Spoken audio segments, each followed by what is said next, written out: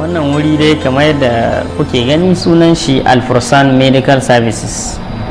Wuri ne wanda ni Dr. Aliyu Zubairu ƙa'ida na buɗa don in taimaki 'yan uwana, mutane na da abokan arziki da ke zaune cikin wannan gari namu na Jibiya, saboda matsaloli na lafiya da kuma na abubuwan da ke zuwa su dawo yau da kullum. So wannan wuri yana bisa hanyar tsakanin Magama to Jibiya. Ka baro Magama kafin ka kai garin Jibiya. Yana nan liƙe da wata makaranta da aka sani wadda ake ce ma Jiji Common Girls da ke garin Jibiya, kuma yana kallon wani gidan mai wanda ake ce ma Mutunci. So wannan wuri buɗe yake, bai da wani abin nan katanga da ta zagaye shi. Kowa ya zo zai wuce kuma zai ga signboard an rubuta Alfursan Medical Services. So kuma muna yin abubuwa kala-kala muhimmai. Da farko dai abinda kowa ya fi sani akan abinda wurin ya fi shahara ga jama'a, ana yin scanning din kuma na mata masu juna biyu. Muna yin scanning na mata masu juna biyu. Bayan haka nan muna da OPD, ana medical doctor consultation. Mutum yana zuwa ya buɗe kati ya faɗi matsalolin shi da damuwan shi. Idan akwai buƙatar gwaje-gwaje a yi mai gwaje-gwaje, in kuma bai buƙata a rubuta mai magunguna. So ɗaya daga cikin gwaje-gwajen da muke yi, akwai gwaji da ake yi na cuta mai karya garkuwar jiki wato HIV. Muna yin awo na cuta da ke taɓa anta wanda ake ce ma hepatitis.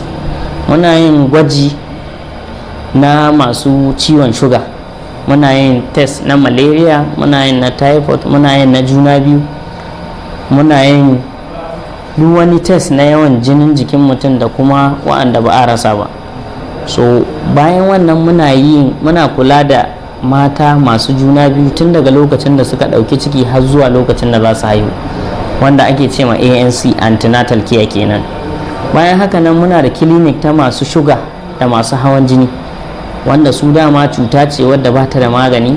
Kullum kokari ake mutum yana shan magani, ana mai awo har a kai a cimma abin da ake bukata. Bayan haka nan muna da 'yan magunguna wa'anda ba wasu da yawa ba ne dai, abubuwan magungunan da aka fi bukata ne wa'anda aka fi saya, wanda kuma 'yan cututtukan su suka fi yawa. So su ma muna yin wannan abu.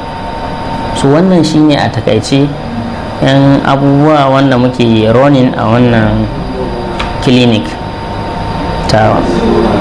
So sai lambar waya tawa, muna da babban layi wanda yake farawa da 081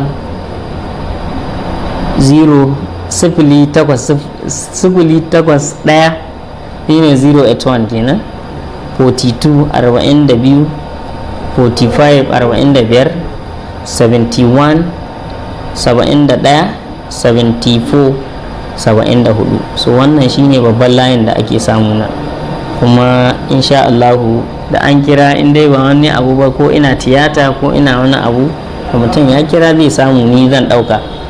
Ba ni da wani PA wanda sai ya dauki waya kana ya bani, kana kira ni za ka samu insha Allah.